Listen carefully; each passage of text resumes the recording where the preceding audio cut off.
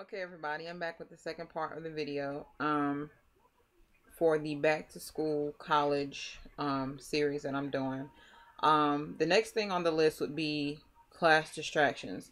A lot of times when you are in a class setting, and I'm going to move my camera, my laptop, so just bear with me. Hold on one second.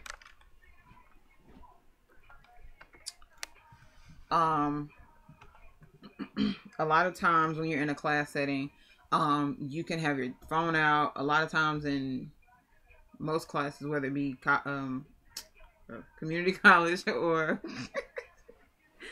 university, they allow you to have your laptop. That's a huge distraction. Like my phone by itself is distraction enough, but if you're sitting in class and you can get on Facebook, YouTube, look at shoes, whatever the case may be, Pinterest, all kinds of stuff. Like you're not paying attention. So very, very, very, very cautious about taking my laptop or whatever to class. So try to avoid that if you can. Turn your ringer off. Don't put your phone on vibrate. Like turn it off as far as like the noise. You can leave it on, but I'm saying like I don't even want my phone to vibrate because if I hear it vibrate, I'm gonna pick it up. So I try my hardest to try to keep my phone in my pocket, or something like that. Um, Manage your time when you're in school. And also get a planner. So I'm gonna put those two together. Get a planner and manage your time. Um, and those go great together. Number one, because of the planner, you can write down so many different things in a planner. You can write down your homework assignments, group presentations. You can write down group studies. You can write down, oh, there's this play that I have to go to tonight for class, or whatever the case may be. So it's great to have a planner. Also, when having a planner and managing your time, you can pencil in, or should I say, pen in, not pencil in, pen in study time. So for instance, say you have class starting at 8 o'clock, 8:30, and your last class ends at about 1:30, maybe 2. From 2 to 5, or 2 to 4, whatever time you want to put in every day, or 3 times a week, or what have you. You put that time in to do your homework. And that's a must. Every single day that you pencil in slash pen in that time to do homework, do your homework from 2 to 4, 2 to 5, whatever. And then that way, once you're done for the day as far as your homework and going to class, from 5 to whatever time you go to bed, you can go to the gym. Anything that's playing with your homegirls, homeboys, you can go do it. If you have to work, as far as work study, which I'm getting to later, you can take care of that if need be. You can structure your time the way it needs to be structured when you have a planner and you manage your time wisely. And that way everything is done. You never run into a situation where, oh my God, I forgot to do this, or I forgot that homework was due, and you looking silly in class. A lot of times when I was off at NC State, homework would be due, like for instance, math and chemistry were online, and it was like an online homework assignment. So it may be due today, but it's not due right now. Like you have until 12 o'clock tonight to do that homework, as long as it's turned in like the 25th of July, whatever. As long as it's turned in that day, you good. Which is kind of a crutch for a lot of people, but either way, make sure you get a planner, have everything scheduled out, and your day flows so much better. Um, Organize. You'll be surprised how many people are not organized at all in college. Like it's just like, oh, I get to it. No, when you're in college, everything honestly, and it sounds so okay. It sounds OCD slightly, but everything in your life should be organized when you're in college. Because with me, if things aren't organized, like I kind of fall apart. Not a good look. Um, so I definitely tried to keep my room as organized as I could possibly keep it. Um, so I wouldn't have to run into um craziness, I guess you could say. Um, Keep your room organized. As far as your notebooks, keep your notebooks organized. Um, Keep your book bag or whatever it takes for you to know where things are quick and be on your feet and know your day can go by smoothly. Just do it. Just stay organized. Um, Talk to your professors. I did Another thing I didn't do when I was off at NC State. I did not talk to my professors, even in community college. I think I talked to like 3 of my professors my whole college career, and I've been in college for a while.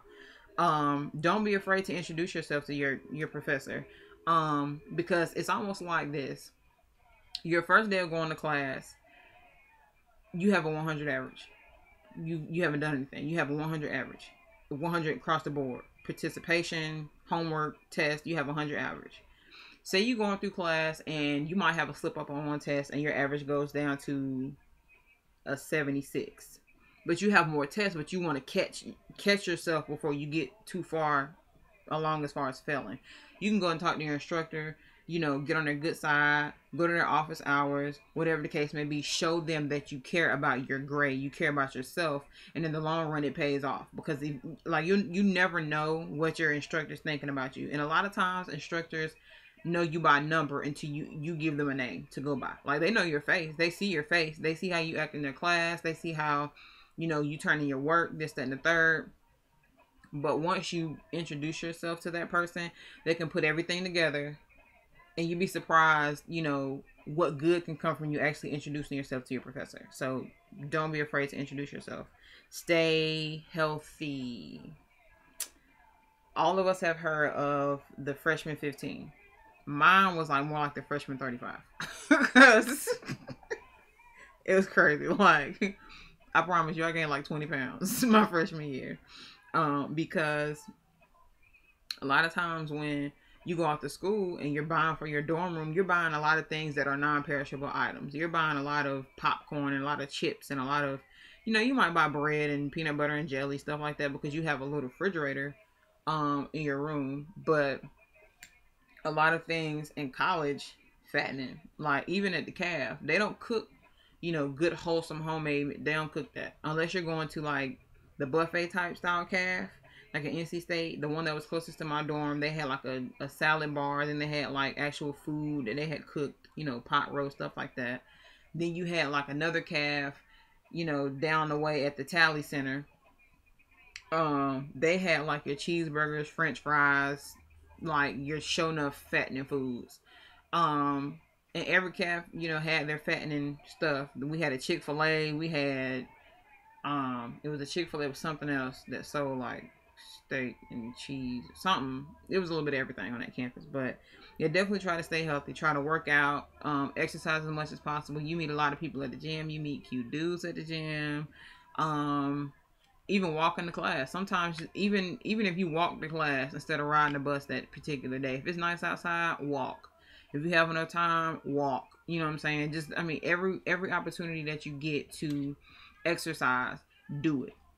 Especially in college, because, you know, when it comes to the drinking, the partying, the not sleeping, the long nights, the this, that, and the third, you know, you can gain pounds easy, no question. So definitely stay healthy. Shop on a budget. Notice I said shop on a budget. Don't shop at all. A lot of people would say not to shop at all, or not to shop very often. I say shop on a budget because a lot of people, that's just what they're used to. Like me, I'm used to shopping. Like, I shop every day. Like, when I was working on a very regular basis, I was working 2 jobs, I was shopping every day. And now a lot of girls are doing what is called thrifting, which is basically like your parents, just like your parents used to go to Goodwill back in the day, we do the same thing now. It's called thrifting. You go to your Goodwill, consignment shops, whatever, and find you cheap clothes, put that stuff together. Girl, this banging outfit, it cost me $7. Yes, very much so.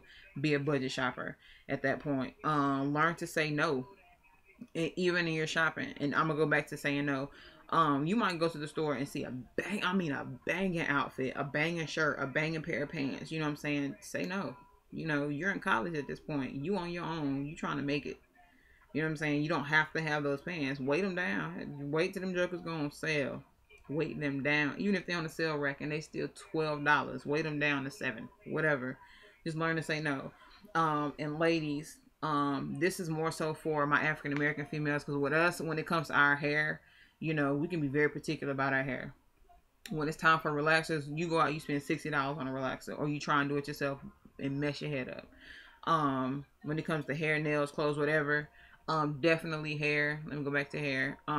If you got a homegirl who can do some hair, have her do your hair. For instance, like, I went to cosmetology school for a little bit. For the most part, I'm confident in a lot of things that I can do. I can cut hair, I can color hair, I can relax. I've been relaxing hair since I was like 13 years old. Now I know the proper way to do it, you know, but you know, I do roller sets, all kinds of stuff. Only thing I don't really do is braids a lot, but I can braid your hair. I don't put in like weave braids. But you know, if I had a homegirl, she's like, girl, I need a relaxer. Got you. Got you. I got everything. I can roller set your hair, clip your ends for you. We can deep condition you, get you done popping. And guess what? You could pay me $5, $10. You see what I'm saying? You go buy the relaxer that you want to use. I put it in, take care of your hair, got you going, got you good. And you pay me $10, $15. You see what I'm saying? Versus going and paying somebody $60 to do your hair. You see what I'm saying? So, you know, everywhere you can, find a deal. When it comes to getting your nails done, ladies, sometimes you just have to let things go. You just have to like, look, I don't need my nails done. If you need a manicure, I got you. I went to cosmetology school. I'll do your nails. You know what I'm saying? Like, find ways around things. You know, just it's hard out there when you by yourself and you're off at college. Like, getting your nails done, that's very costly. It might be $25 for a full set, but you got to keep that full set up every 2 weeks. So it's very costly. Be smart. And even with your refund checks, because I got my refund check like the first week of school.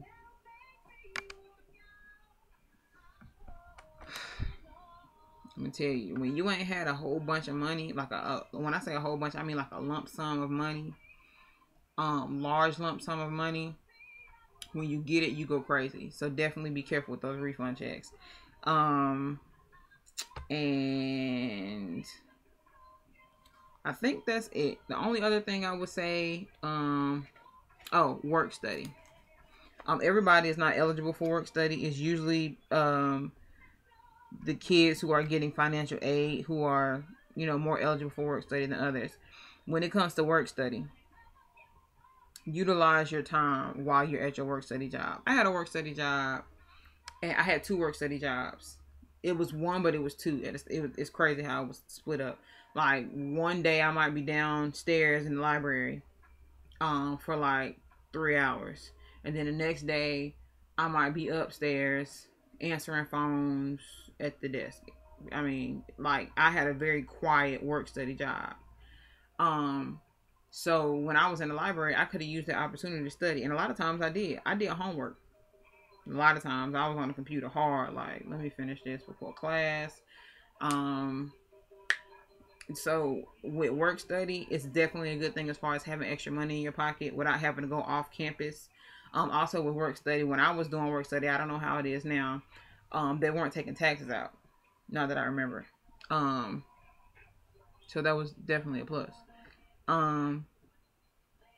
But it's, like I said, it's a good option for working. You don't have to go off campus. You right there on campus. If anything, you just gotta find a shuttle that'll take you there. But very, very awesome experience in college. So I think that's it as far as my tips. Also, if you're packing for your dorm and you're not sure exactly what to pack, what to take, what to buy, this, that, and the third, there's an app for an iPhone, and there's also, I think, a website that you can go to. It's called collegepackinglist.com, and it'll give you, you know, whatever it is that you need as far as a list. I mean, you can go to a lot of stores as far as like Bed Bath & Beyond and get the same list, but you know, you might want to have it in your phone instead of having it, you know, on a piece of paper that you might leave in the car. Who feels like going back out to the car to get it? So with that being said, all of my lovelies who are about to start school, you have either started school, about to start school, or what have you, good luck. I wish you the best of luck. I hope these 2 videos were very, very helpful. And just enjoy yourself. You know, like, college life is awesome if you take advantage of it when you're doing it. I didn't, so now I'm going back to do that. I guess you could say, not necessarily to enjoy college life, but just to have a second chance at, you know, going to college and being on my own and this and the third. So with that being said, you guys have a good one. Enjoy college, make them grades so you can make that money. Have a good one, y'all.